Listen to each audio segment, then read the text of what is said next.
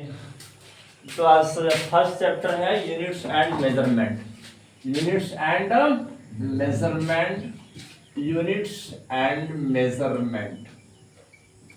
देखिए units and measurement ये पहला चैप्टर है, फर्स्ट यूनिट है ना रे। तो इसमें सिर्फ ये बात समझना कि छोटा छोटा पॉइंट की किसको क्या कहते हैं, किसको क्या कहते हैं। देखिए पहले इसमें यूनिट क्या चीज होता है।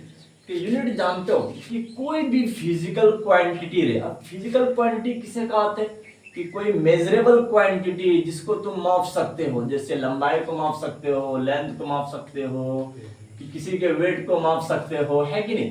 तो कोई भी जो मेजरेबल क्वांटिटी रहता है, मापने वाला जो क्वांटिटी रहता है, उसी को हम लोग फिजिकल क्वांटिटी कहते हैं। तो और फिजिकल क्वांटिटी जो होता है कि उसको दिखाने के लिए एक स्टैंडर्ड फॉर्म का यूज करते हैं, एक स्टैंडर्ड फॉर्म का जो उस फिजिकल क्वांटिटी को इंडिकेट करता हो, उसी को दिखाता हो। तो उसी स्टैंडर्ड फॉर्म जिसको पूरा यूनिवर्स एक्सेप्ट करता है, तो क्या कहते हैं, पूरा ग्लोबली उसको एक्सेप्ट किया जाता है। तो उसी वो जो रेफरेंस यूनिट हम लोग यूज करते हैं, उसी हम लोग यूनिट कहते हैं। तो जो फिजिकल क्वांटिटी को दिखाने के लिए जो एक स्टैंडर्ड फॉर्म का यूज करते हैं, स्टैंडर्ड फॉर्म का। जैसे अगर हम बोलेंगे, देख लीजिए, अगर हम बोलेंगे टू, तो इसका मतलब नहीं समझोगे सर टू क्या लिखे, तो मैग्नीट्यूड है। लेकिन यही अगर इसमें मीटर लिख देंगे तो बोलोगे हाँ सर जी लंबाई का है कि नहीं। लेकिन लंबाई के बारे में आप बात कर रहे हैं। लेकिन इसमें अगर केजी लिख देंगे तो बोलोगे सर आप वेट की बात कर रहे हैं। इसमें अगर क्या कहते हैं कि अगर हम डिग्री सी लिख देंगे तो बोलोगे सर आप टेम्परेचर की बात कर रहे हैं। तो ये जो फर्स्ट में है इसको कहते हैं मैग्नीट्यूड कहते हैं, मैग्नीट्यूड कहते हैं कि कोई भी न्यूमेरिकल वैल्यू रहे 1 2 3 4 5 कोई भी नंबर रहे उसे मैग्नीट्यूड कहता है। और समझ, अब ये मैग्नीट्यूड जो जिस फिजिकल क्वांटिटी को दिखाने के लिए, अगर किसी फिजिकल क्वांटिटी को दिखाना रहे, जैसे लेंथ को दिखाना रहे, टेम्परेचर को दिखाना रहे, आपका वेट को दिखाना रहे, तो उस फिजिकल क्वांटिटी को दिखाने के लिए हम लोग एक स्टैंडर्ड फॉर्म का यूज करते हैं, जिसको कि हर इंसान एक्सेप्ट करता है, कि जिसको हमारा एसआई सिस्टम वो एक्सेप्ट किया है, और जिसको वो यूज करने के बाद हर कोई पहचान जाएगा कि तुम किस फिजिकल क्वांटिटी की बात कर रहे हो, कि तुम लेंथ की बात कर रहे हो या वेट की बात कर रहे हो, किस चीज की बात कर रहे हो। तो इसी स्टैंडर्ड फॉर्म को हम लोग क्या कहते हैं, यूनिट कहते हैं। इसी स्टैंडर्ड फॉर्म को यूनिट कहते हैं, जिसका यूज करके हम उस फिजिकल क्वांटिटी को पहचान लेते हैं। तो पहले ये बात समझते कि छोटा छोटा बात बता रहे, छोटा, क्योंकि फिजिक्स तो इतना छोटा छोटा पॉइंट से शुरू होता है, लेकिन बाद में तो हम है तो गम नहीं। देखिए एकदम बच्चों बहुत ही बड़े बड़े ग्रेट साइंटिस्ट आएंगे और वो सबका लॉ आएगा, एक्सप्रेशन आएगा। तो फिजिक्स, केमिस्ट्री और बायोलॉजी इस प्रकार से बनता है कि नहीं। तो समझ, फिजिक्स में सिर्फ समझने वाला पॉइंट है, physics is the language of mathematics, ये मैथ का लैंग्वेज है। कि जितना ज्यादा तेरा कैलकुलेशन स्ट्रांग होगा, जितना ज्यादा तुम्हारा अंडरस्टैंडिंग स्ट्रांग होगा, फिजिक्स उतना स्ट्रांग होगा। तो हम लोग का जो बेसिक वाला चीज नहीं सीखते ना, जिसके चलते कहते हैं सर फिजिक्स वीक होते जा रहा है, सर कमजोर होते जा रहे हैं, क्या रीजन इसके पीछे। बस रीजन यही है, बेसिक कमजोर है हम लोग का। तो अब यहाँ देख लीजिए कि यूनिट का छोटा सा बात याद रखना, देख लीजिए कि 200 समझना, जो दिखाने के लिए 200 एनी फिजिकल क्वांटिटी, देखिए कि किसी भी फिजिकल क्वांटिटी को दिखाने के लिए, किसी भी फिजिकल क्वांटिटी को दिखाने के लिए, तो किसी भी फिजिकल क्वांटिटी को दिखाने के लिए हम लोग एक स्टैंडर्ड फॉर्म का यूज करते हैं। स्टैंडर्ड फॉर्म का यूज जो कि इस मैग्नीट्यूड के पीछे यूज करते हैं, मैग्नीट्यूड के पीछे, कि कभी भी क्या कहते हैं, कोई जो स्टैंडर्ड फॉर्म होता है उसको मैग्नीट्यूड के आगे नहीं यूज किया जाता है। ऐसे नहीं देखोगे सर, हमको देखे थे ना, एक हमारा फ्रेंड था वो 3 मीटर लिख रहे थे, ऐसे लिख रहे सर, ऐसे नहीं होता है। इसके पीछे यूज किया जाता है। जब भी स्टैंडर्ड फॉर्म का यूज करोगे, पीछे फॉलोड बाय मैग्नीट्यूड, इस मैग्नीट्यूड के पीछे यूज करोगे हमेशा। तो देख लीजिए 200 एनी फिजिकल क्वांटिटी को दिखाने के लिए वी यूज, हम लोग यूज करते हैं बच्चों, क्या करते हैं, पूरा इंटरनेशनली एक्सेप्टेड है। अमेरिका जाओ, इंग्लैंड जाओ, हर जगह जाओ, तो इसको कोई 3 केजी नहीं पड़ेगा, सबको 3 मीटर ही पड़ने वाला है कि नहीं। तो एकदम इंटरनेशनली एक्सेप्टेड ये सब फॉर्म होता है, जिसको हम लोग यूनिट कहते हैं। तो देख लिए we use a standard form, तो याद रखना है स्टैंडर्ड फॉर्म का यूज करते हैं, ये हम लोग एक स्टैंडर्ड फॉर्म का यूज करते हैं। तो याद रखना है, जिसको क्या कहते हैं, जिसको यूनिट कहते हैं, देख लीजिए जिसको यूनिट कहते हैं, जिसको यूनिट कहते हैं। तो चलो अब यहाँ समझना है कि यूनिट बहुत सारे फॉर्म का होता है, और हम लोग के सिलेबस में 3 फॉर्म का यूनिट है कि 3 फॉर्म का हम लोग यूनिट देख लीजिए। हाँ, तो किसी फिजिकल क्वांटिटी को कितने फॉर्म में मेजर करते हैं। हाँ, और वैसे भी हम लोग पढ़े एसआई यूनिट पढ़े हैं कि एसआई यूनिट देख लीजिए, किसको कहते हैं, इंटरनेशनल सिस्टम ऑफ यूनिट है ना रे, इसको कहते हैं इंटरनेशनल सिस्टम ऑफ यूनिट। तो ये बात याद रखना, इंटरनेशनल सिस्टम ऑफ यूनिट, कि इंटरनेशनल सिस्टम ऑफ यूनिट देख लीजिए, यह है आपका international system of unit, international system of unit. तो यह बात याद रखना, देख लीजिए। हाँ, तो ये आपका इंटरनेशनल सिस्टम ऑफ यूनिट, इसके अंदर में 7 बेस यूनिट है, बेस यूनिट कि हाँ, तो जिसको ये एसआई सिस्टम अपने अंदर रखा है कि आप उन सब बेस यूनिट के अलावा एक्स्ट्रा यूनिट को यूज नहीं कर सकते हो किसी भी फिजिकल क्वांटिटी को दिखाने के लिए। हाँ, तो ऐसे होता है, ऐसे यहाँ पर हम लोग में होता है ना, कुछ फिक्स चीज को लिमिट किया जाता है कि आप इस भोज में सिर्फ यही सब ब्रांड का यूज कर सकते हो, कि एक्स्ट्रा अपने घर से कुछ नहीं ला सकते हो, या तो एक्स्ट्रा डिमांड नहीं कर सकते हो, है ना रे। ऐसे होता है कि कुछ फिक्स क्वांटिटी के लिए हम लोग को लिमिट कर दिया जाता है, आपको पूरी मिलेगा, आपको बुनिया मिलेगा, आपको सब्जी मिलेगा, इसके अलावा कुछ नहीं मिलने वाला है। तो ऐसा सिस्टम भी इसी प्रकार से 7 बेस यूनिट को लिमिट किया है। 7 बेस यूनिट के अलावा, 7 बेस यूनिट के अलावा जानते हो, और जो भी एक्स्ट्रा यूनिट यूज करोगे वो एसआई यूनिट में नहीं आएगा, उसको सप्लीमेंट्री यूनिट कहते हैं। हाँ, तो अब देख लीजिए एसआई यूनिट के अंदर में कौन कौन आता है, कौन कौन आता है, यह बात याद रखना है। देख लीजिए, तो पहले आता है लेंथ, आता है लेंथ, देख लीजिए आपका लेंथ हो गया। हाँ, तो अब ये समय लेंथ जो होता है जिसको हम लोग मीटर कहते हैं, तो मीटर ये आपका जो स्टैंडर्ड यूनिट है। हाँ, जबकि लेंथ में तरह सेंटीमीटर भी आएगा, किलोमीटर भी आएगा, डेसीमीटर भी आएगा, डीकामीटर सब आएगा। हाँ, लेकिन ये सबको एक्सेप्ट नहीं किया है, ये सबको एक्सेप्ट नहीं किया। स्टैंडर्ड फॉर्म में किसको यूज किया गया है, मीटर को यूज किया गया है, लंबाई के लिए मीटर का यूज किया गया है। हाँ, लेकिन और दूसरा देख लीजिए, दूसरा होता है मास होता है। तो मास, इस मास में तो बहुत सारा आता है, ग्राम आता है, मिलीग्राम आता है, सब आता है, लेकिन केजी को यूज किया गया। हमारा एसआई सिस्टम कहा कि हमारे अंदर केजी का यूज करना है और एक्स्ट्रा कुछ नहीं। देख लीजिए केजी का यूज कर रहा है, इसको किलोग्राम बोल सकते हो, कि किलोग्राम बोल सकते हो, इसका यूज किया जाता है। हाँ, तो यह है आपका स्टैंडर्ड यूनिट, इसको बेस यूनिट कहते हैं। 7 बेस यूनिट होता है, 7। तो ये आपका फर्स्ट, दूसरा हो गया। और तीसरा समझना टाइम। अब ये जो टाइम जो होता है इसके लिए बच्चों सेकंड का यूज किया जाता है, सेकंड का। जबकि आपका मिनट भी होता है, आपका आवर भी होता है, लाइट ईयर भी होता है, बड़ा से बड़ा यूनिट होता है, सब पढ़ेंगे हम लोग एक एक करके कि क्या ये सब कन्वर्सन के फॉर्म में कन्वर्ट कर सकते हो। तो मीटर को सेंटीमीटर में कन्वर्ट करने के लिए सिखाया जाता है, 100 से गुना करना है, सेंटीमीटर में बदल जाएगा, केजी को ग्राम में बदल सकते हो, कुंटल में बदल सकते हो, टन में बदल सकते हो। हाँ, लेकिन स्टैंडर्ड जो बेस यूनिट है जो हमारे एसआई के अंदर में आता है वो आपका केजी है, वो आपका मीटर है, और टाइम में आपका सेकंड आ गया। देख लीजिए, इसको सेकंड कहते हैं। तो चलो अब इसके बाद चौथा समझना, चौथा देख लीजिए। और हम लोग टेम्परेचर जानते हैं, टेम्परेचर। देखिए टेम्परेचर में जो स्टैंडर्ड फॉर्म होता है वो कौन होता है पता है कि टेम्परेचर में तो ऐसे बोलोगे सर बहुत पुराने जमाने से डिग्री सी चल रहा था, बहुत पुराने जमाने से सर डॉक्टर लोग तो फ़ारेनहाइट का यूज करता है, सर ऐसे ऐसे यूनिट का यूज करता है। क्या स्टैंडर्ड यूनिट है कि एसआई सिस्टम इन्हीं लोगों को एक्सेप्ट किया है? नहीं, केल्विन का यूज किया है। किसका? केल्विन का। तो केल्विन स्टैंडर्ड है क्योंकि ये लॉर्ड केल्विन बहुत बड़े ग्रेट साइंटिस्ट और जानते हो कि जैसे कि पहले बता रहे थे कि अगर आपका टेम्परेचर देख लीजिए या प्रेशर जो होता है कि प्रेशर बढ़ने पर जैसे तुम टेम्परेचर बढ़ाओगे तो प्रेशर बढ़ेगा, टेम्परेचर को घटाओगे तो प्रेशर घटेगा, है कि नहीं?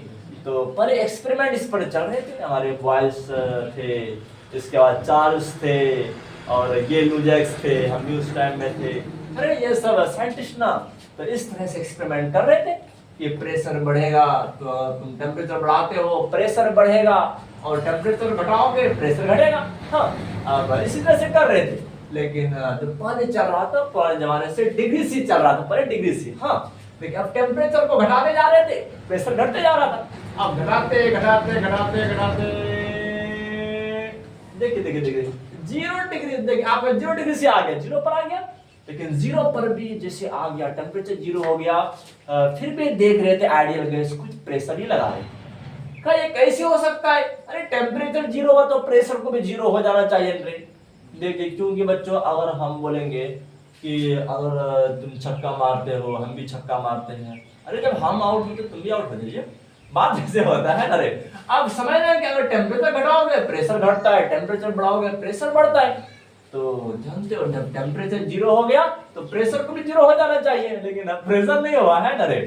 तो जब टेम्परेचर को पीछे करने लगा थे, देखते हैं कि प्रेशर कहाँ 0 होता है, टेम्परेचर को और पीछे कर रहे थे और पीछे कर रहे थे, पीछे जा रहा है, पीछे पीछे करते करते करते करते करते कुछ टाइम के बाद, कुछ डिग्री से कम होने के बाद प्रेशर क्या हो गया 0।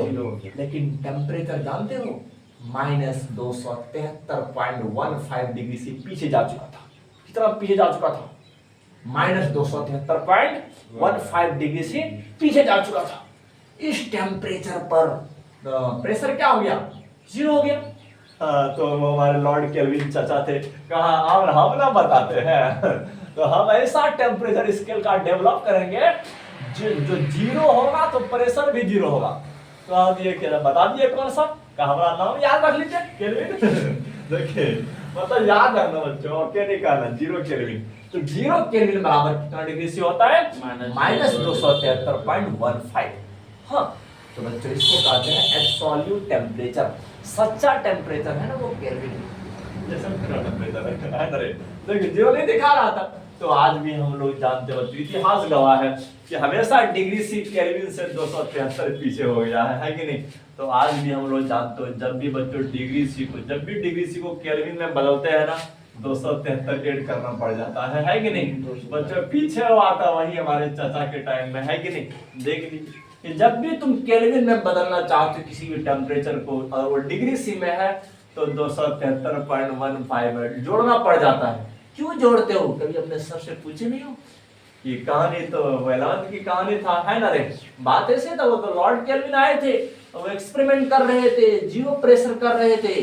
तो 0 प्रेशर तो 0 डिग्री सी पर हुआ नहीं था, तो वो तो पीछे चले गया था -273, है ना रे।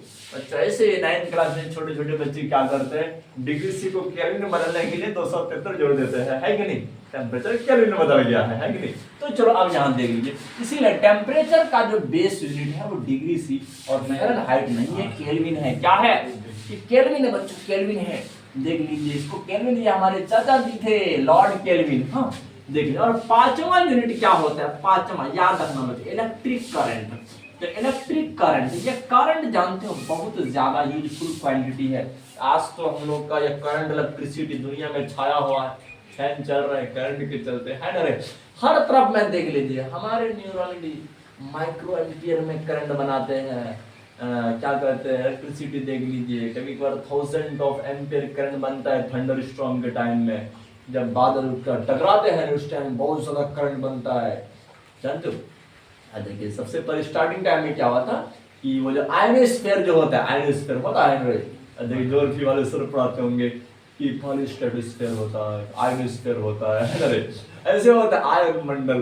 तो वहां क्या होता है कि आयन का डेंसिटी बहुत ज्यादा है, तो फ्लूइड में मतलब कि गैस में और या तो लिक्विड में जो करंट को ढोते हैं ना वो आयन होते हैं, ion positive ion and negative ion होते हैं।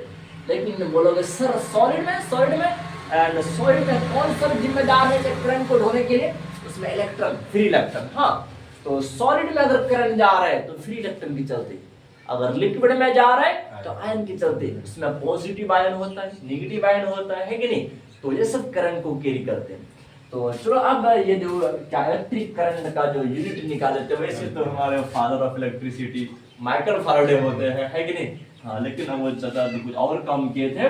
लेकिन जानते हो एक आंध्र मेरी एम्पियर जो बड़ा मशहूर साइंटिस्ट थे, एम्पियर उसी के नाम से आया है, ये है कि नहीं बच्चों, जो कि आज हमारा करंट का यूनिट बन गया है कि एम्पियर। देख लीजिए एम्पियर हो गया है, तो आज ये हमारा करंट का स्टैंडर्ड यूनिट एसआई सिस्टम में एक्सेप्ट कर ली कि चलो आ जाइए मेरे पास ही, है कि नहीं। तो समय ना है, ये आपका एम्पियर बन गया। इसके बाद छठा क्या है, याद रखना बच्चों, मोल। मोल देखिए, जिसको अमाउंट ऑफ सब्सटेंस कहते हैं, ये 9th क्लास की बात है कि amount of substance, the amount of substance. तो ये अमाउंट ऑफ सब्सटेंस को लेकर के हमारे अवोगाद्रो बड़ा ही चिंतित रहते थे, रात भर सोते नहीं थे, गिनती करने में कि कितना ज्यादा एटम है, कि अगर हम मान के चलो कि अगर 24 ग्राम ले लेंगे मैग्नीशियम का, तो उसमें कितना ग्राम एटम होगा, है कि नहीं। बच्चों स्टार्टिंग टाइम यह था कि अगर 22.4 लीटर, देखिए हमारे अवोगाद्रो की कहानी सुना देते हैं कि अवोगाद्रो एक्सपेरिमेंट कर रहे थे कि 22.4 लीटर तुम कोई भी गैस लेते हो, कोई भी गैस ले लीजिए, तो hydrogen gas, helium gas, oxygen gas, कोई भी गैस ले लीजिए, इसके अंदर में मॉलिक्यूल की संख्या कितना होगा। इस बात से वो बड़ा ही क्या करते हैं, हमेशा परेशान रहते थे। हम तो कई बार उसको समझाए, ऐसा परेशान ना हुआ करो, ये नहीं माना है ना रे, तो दिन रात टेंशन में कि 22.4 लीटर गैस में कितना मॉलिक्यूल होगा, कितना मॉलिक्यूल होगा, है कि नहीं। तो तरह तरह के गैस पर एक्सपेरिमेंट करते और प्रेशर को कभी मापते, कभी उसके वॉल्यूम को मापते। तो हर तरफ से क्या हो रहा था कि 22.4 लीटर समान इक्वल वो प्रेशर एक्सर्ट कर रहे थे।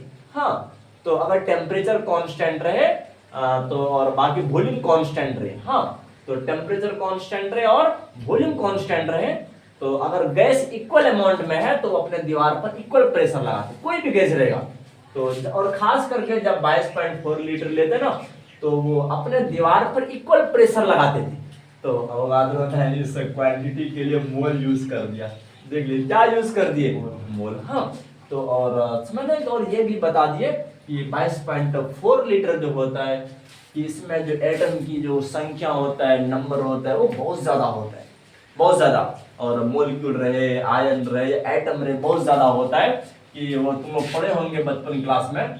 देख लीजिए कि 1 मोल अगर कोई भी सब्सटेंस आता है उसमें 6.02 into 10 to the power 23 atom होता है, या तो इतना आयन होता है, इतना मॉलिक्यूल होता है ना रे, इतना बड़ा क्वांटिटी के लिए। जैसे आज हम लोग देख लीजिए क्या कहते हैं, अगर 1000 ग्राम रहे तो एक स्टैंडर्ड यूनिट केजी बोल देते हैं, है कि नहीं।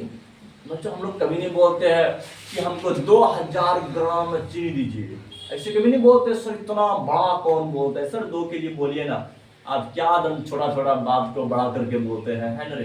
तो हम लोग कभी नहीं कहते कि हमको 200 मीटर का 200 सेंटीमीटर कपड़ा दीजिए, सिंपली बोलते 2 मीटर कपड़ा दीजिए, क्योंकि हम लोग जानते हैं 100 के लिए भी यूनिट आ चुका है मीटर, है कि नहीं, इसीलिए हम लोग यूनिट का यूज कर देते हैं। देख अगर कोई कहेगा कि मेरे पास 175 केजी कोयला है, बोलेंगे अरे बेटा वो 100 केजी के लिए ना कुंटल वाला करो, कुंटल, है कि नहीं, तो बोलने में सुविधा मिलेगा, तो क्योंकि वहां तक का यूनिट आ चुका है।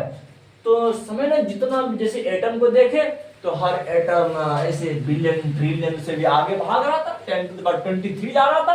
तो अवोगाद्रो ने इन पूरा इतना क्वांटिटी के लिए एक यूनिट का खोज किया, एक यूनिट का खोज किया जिसको मोल कहते हैं। क्या कहते हैं, मोल, जिसको मोल कहते हैं। बच्चों आज भी हम लोग जानते हैं, देख लीजिए मोल, देख यही मोल है। तो अगर कोई भी समय अगर सोडियम रहेगा तो अगर सोडियम का जो मास होता है 23 ग्राम, अब इतना ग्राम सोडियम के पास वो उतना ही एटम होगा, और इसके बाद 24 ग्राम आपका मैग्नीशियम रहा, उतना ही एटम होगा। मतलब अवोगाद्रो यह बात बोल दिया कोई भी एटम रहे अगर वो 1 मोल रहता है उसके पास उतना ही एटम होता है। और इतना बड़ा क्वांटिटी के लिए मोल टर्म इस्तेमाल किया, मोल टर्म, जो कि केमिस्ट्री की दुनिया में बहुत ज्यादा यूजफुल बन गया, यूजफुल। क्योंकि मतलब जब भी अगर मॉलिक्यूल की गिनती के बात आते, एटम की गिनती के बात आते थे, तो इस क्वांटिटी की जरूरत पड़ता था। हाँ, तो अब कितना बोलने के लिए जाएंगे, 6 × 10⁻23, 6 × 10⁻23, अरे कितना बोलते, सिंपली बोल देते 1 मोल, है कि नहीं। तो 1 मोल इतना जो फेमस हो गया कि हमारे SI सिस्टम इसको एक्सेप्ट कर लिया। हाँ, अच्छा इसके बाद 7वां है ल्यूमिनस इंटेंसिटी। 7वां है ल्यूमिनस इंटेंसिटी।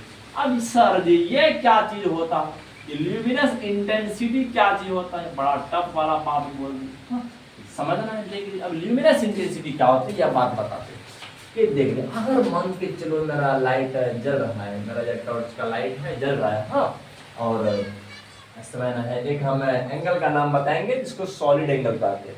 सॉलिड एंगल और प्लेन एंगल। हाँ, तो सॉलिड एंगल और प्लेन एंगल, दो एंगल पर हम बात करेंगे। तो अगर ये एंगल सॉलिड एंगल है, समझ ना बात, अगर ये सॉलिड एंगल है कि इस एक इकाई सॉलिड एंगल पर,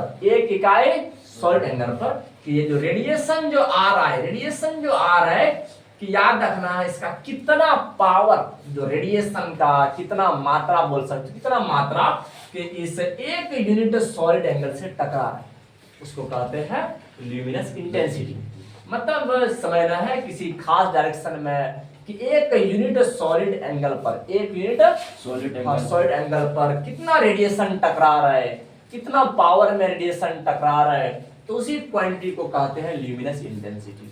अच्छा, अगर हम यह बात और बोलेंगे, तो अगर आपके पास नॉर्मल टॉर्च रहे और लेजर लाइट रहे, हाँ, तो देखना कि तुम किसी खास पॉइंट पर मार रहे हैं, और नॉर्मल टॉर्च से क्या होगा कि नंबर ऑफ पार्टिकल, तो जिसको फोटोन बोलेंगे, आगे की क्लास में बताएंगे, तो उसमें देखना यहाँ पर जो टकराने वाला पार्टिकल की संख्या मान के चलो 10 लाख है, 10 लाख पार्टिकल टकरा रहे हैं, है कि नहीं, और बाकी सब तो अगल बगल में टकरा जाएगा, बाकी फैल रहा है उसमें। लेकिन अगर तुम लेजर लाइट मारोगे तो उसमें तो इससे ज्यादा पार्टिकल टकराएगी इससे, क्योंकि उसका जो डेंसिटी होता है पार्टिकल का वो ज्यादा होता है, ज्यादा। और कभी कभार तो स्किन पर मार दोगे तो बच्चों जख्म कर देता है कि नहीं, तो कुछ में पावर इतना ज्यादा होता है। लेजर लाइट का तो हम लोग जनरली यूज करते हैं, देखो वैसे साइंटिस्ट लोग यूज करते हैं डिस्टेंस का पता करने के लिए। हाँ, जैसे कि चंद्रमा का डिस्टेंस कितना है, तो लेजर लाइट मार दिया, कोई मिरर लेकर वहां पर खड़ा है, उससे टकराएगा, रिफ्लेक्शन करेगा ऐसे होता है ना रे। स्टार्टिंग टाइम में ना इसी प्रकार से थे, अरे उस टाइम में क्या करते हैं हम भी उसी जगह थे, तो जैसे ही है ना एक बंदा इस पृथ्वी पर थे और एक शीशा लेकर के, मिरर लेकर के चंदा पर बैठा था, पता कैसे चल रहा था कि एकदम शीशे में आया था लेजर लाइट लेके। ओ, बात ऐसे होता है, अरे वो ना क्या कहते हैं, वो टेलीस्कोप से देखता है। अब वो टेलीस्कोप से देखते हैं, हमने सीधा में है कि नहीं, और लाइट कभी किसी को धोखा नहीं देता है, वो सीधा चलता है ना रे। बच्चों लाइट के बारे में पढ़े होंगे, या रेक्टिलिनियर मोशन दिखाते हैं, तुम गलत हो सकते हो, तुम टेढ़ा चल सकते हो, लेकिन लाइट ऑलवेज स्ट्रेट लाइन चलता है। और कोई टॉर्च लाइट मार दे और पीछे से गोली मार दे ना, सीधा फॉल्ट आंख में लग जाएगा, है ना रे बात, क्योंकि लाइट हमेशा स्ट्रेट पाथ में चलती है, सीधा रास्ते, रफ्तार बहुत ज्यादा है। तो ऐसे क्या कहते हैं, वो टेलीस्कोप तो देखा जाता है, क्या कहते हैं, चांद को देख सकते हो, कहाँ पर चांद रही है कि नहीं। तो ऐसे टेलीस्कोप आजकल तो कहते हैं सर ये हमारा मोबाइल आईफोन है ना, उसे भी चांद दिखा देता है। अरे देखो ऐसे धोखा लग जाएगा बच्चों, ऐसे कोई नहीं चल रहा उसके सिला में, हाँ, तो चांद से बाहर निकल जाएगा, है ना रे। अब यह समझना है। हाँ, लेकिन अब जैसे यहाँ पर पृथ्वी से दे रहे थे, तो अप्रॉक्स 2.53 सेकंड, इतना सेकंड के बाद लाइट वापस आ गई, इतना सेकंड के बाद। तो साइंटिस्ट लोग पता कर लिए, तो 2.53 सेकंड के बाद लाइट वापस आ गया, इसका मतलब जाने में क्या लगा होगा, इससे आधा लगा होगा, है कि नहीं। तो एक बार गया, एक बार आया, तो बच्चों मुश्किल से 2.5 सेकंड लगा था, 2.5 सेकंड, है कि नहीं। तो टाइम का पास है क्या कि कितना टाइम में लाइट हमारे अर्थ से कहाँ जा रहे हैं, हमारे मून पर जा रहे हैं। तो स्पीड ऑफ लाइट तो हमारे चाचा पहले निकाल दिए थे, फटाक से डिस्टेंस को मेजर कर लिया, डिस्टेंस बराबर क्या वेलोसिटी गुना टाइम, है कि नहीं, मुझे डिस्टेंस मेजर कर लिया। अब ऐसे नहीं सोचना कि सर डिस्टेंस मेजर करते दौड़ना कोई बड़ा फीता लेकर के आया होगा, नापते जाते होंगे, सीढ़ी लगाते जाते होंगे कितना मीटर है। अरे ऐसे तो जिंदगी बीत जाएगा, हम लोग का क्या, हम लोग को डाटा मिलते मिलते टाइम खत्म हो जाएगा, गुणा हो जाएंगे। बात ऐसे नहीं, क्या है ऐसे का अलग अलग प्रकार का सिस्टम है। हाँ, तो ये पहले ये बताइए नापा कैसे था, उसको अंदाज कैसे लगा, क्या चीज, मतलब कि इतना ही दूरी है चांद का। हाँ, अरे इसी से नहीं बताया कि अब ये जो टाइम है, तो इतना टाइम में वापस आ गया था। हाँ, और स्पीड ऑफ लाइट हमारे फैकल्ट और हाइजेनबर्ग बहुत सारे साइंटिस्ट थे कि वो जो बताए थे 3 × 10⁸ मीटर पर सेकंड होता है कि नहीं। जो अगर तुम वेलोसिटी को टाइम से मल्टीप्लाई करोगे तो डिस्टेंस निकल जाएगा, आपका अप्रॉक्स डिस्टेंस निकल जाएगा। इसीलिए तो आज बताया गया हमारे चांद का दूरी 3,84,000 अप्रॉक्स कितना किलोमीटर है कि नहीं। तो इस प्रकार से मेजर किया गया। देखिए अब ये ल्यूमिनस इंटेंसिटी, हाँ, और हम यह बात बताना चाहते हैं कि सॉलिड एंगल को हम लोग नहीं समझ पाते, सॉलिड एंगल क्या चीज होता है, चलो अभी बताते हैं। हाँ, तो समझ रहे कि अच्छा आपको यह बात बोल दिया जाए, समझ सर देख लीजिए ये वाला लाइन है, हाँ देखिए, तो ये वाला लाइन यहाँ से लेकर यहाँ तक लाइन, सर कितना एंगल बना रहा है, मतलब इतना इजी कौन नहीं बता पाएंगे सर, लाइए मेरा चलता रहे तो सर फटाक से ऐसे मेजर करोगे, सर पता है, सर पता है ये एंगल आपका 60 डिग्री जा रहा है, देख लीजिए फटाक से बोल दिया। हाँ तो यहाँ पर तुम फटाक से डंडा का यूज कर दिया तो तुम इस एंगल को निकाल दिया। हाँ तो इसको कहते हैं प्लेन एंगल। क्या कहते हैं? Plane angle. हाँ हाँ इसको प्लेन एंगल कहते हैं। हाँ तो अगर आपको यह बात बोलेंगे, अरे जानते हो कि पीछे वाला जो दीवार है संगमरमर का, तो उस पॉइंट पर तो मेरा जो बोर्ड जो आपका रेक्टेंगल दिखाई दे रहा है, ये कितना एंगल बना रहे वहां पर उस पॉइंट पर। बोलोगे सर बड़ा दिक्कत होगा नापने में, कैसे नापेंगे सर?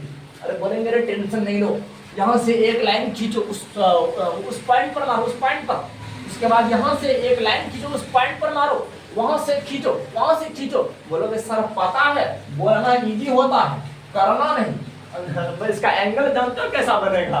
अभी बताते हैं। देखो अगर ये वाला है, अगर ये वाला हमारा बोर्ड है, हाँ यहाँ पर आपसे पूछेंगे कितना एंगल बना रहे हैं, हाँ बोलेंगे सर यहाँ से खींचेंगे। अच्छा और क्या बता दें, यहाँ से भी खींचना, यहाँ से भी खींचना है और एक यहाँ से भी खींचना है। सर एंगल जानते हो एकदम चौकोरमा टाइप का बनेगा, चौकोरमा बनेगा ना रे, तब लगेगा कि उसका इस प्रकार से जा रहा है, इस प्रकार जा रहा है नहीं। अब ये जो आपका एकदम एक प्रकार का क्वांट टाइप का जो एंगल बना, क्वांट टाइप का, इसको कहते हैं सॉलिड एंगल। क्या कहते हैं? Solid angle. और अब ये वाला जो एंगल है इसको प्लेन एंगल कहते हैं। हाँ तो समझना बात को देखिए, प्लेन एंगल का जो मात्रक होता है, इसका मात्रक रेडियन होता है, रेडियन, इसका मात्रक रेडियन होता है। हाँ और ये सॉलिड एंगल का जो यूनिट होता है, इसका मात्रक स्टेडियन होता है। क्या होता है? हाँ स्टेडियन होता है, स्टेडियम नहीं बोलोगे है कि नहीं, स्टेडियन होता है। हाँ हाँ तो इसको दिखाते हैं एस आर से और इसको दिखाते हैं आर ए डी से। तो देख लीजिए यह रेडियन हो गया, इसको आर ए डी से दिखाते हैं, रेडियन है। हाँ तो चलो हम लोग जो जितना एंगल पढ़े हैं तो वो सब रेडियन के बारे में पढ़े हैं, है कि नहीं। तो सॉलिड एंगल को इस प्रकार से थीटा से नहीं दिखाया जाता है, कि सॉलिड एंगल को ओम से दिखाया जाता है, ओम से। हाँ तो जो कि तुम लोग इलेक्ट्रिसिटी चैप्टर में पढ़े होंगे, सर ये तो रेजिस्टेंस का यूनिट है ना रे। हाँ लेकिन सॉलिड एंगल का भी यूनिट होता है, ओम होता है। हाँ इसी से दिखाते हैं। तो चलो अब इसके बाद समझ ल्यूमिनस इंटेंसिटी समझ में आ गया कि अगर ये सॉलिड एंगल अगर एक इकाई रे अगर 1 स्टेडियन रहे और उस पर जितना पावर इंसिडेंट हो रहा है किसी रेडिएशन का, उसको मापने के लिए हम लोग सीडी का यूज करते हैं, जिसको कंडेला कहते हैं, कंडेला। तो अब ये जो सीडी है या कंडेला है वो ल्यूमिनस इंटेंसिटी का यूनिट है। हाँ इस चैप्टर में सब बताएंगे, देख लीजिए। अब ये आपका कंडेला, कंडेला। तो अब इस तरह से ये 7 बेस यूनिट जो होता है बहुत स्टैंडर्ड फॉर्म है, तो इन्हीं 7 का यूज किया है। हाँ बोलो ये सर इसके अलावा अरे 2 और यूनिट है, हाँ जिसको बच्चों एसआई यूनिट नहीं कहते हैं, इसको सप्लीमेंट्री यूनिट कहते हैं। आपका एक तो रेडियन हो गया, दूसरा स्टेडियन हो गया।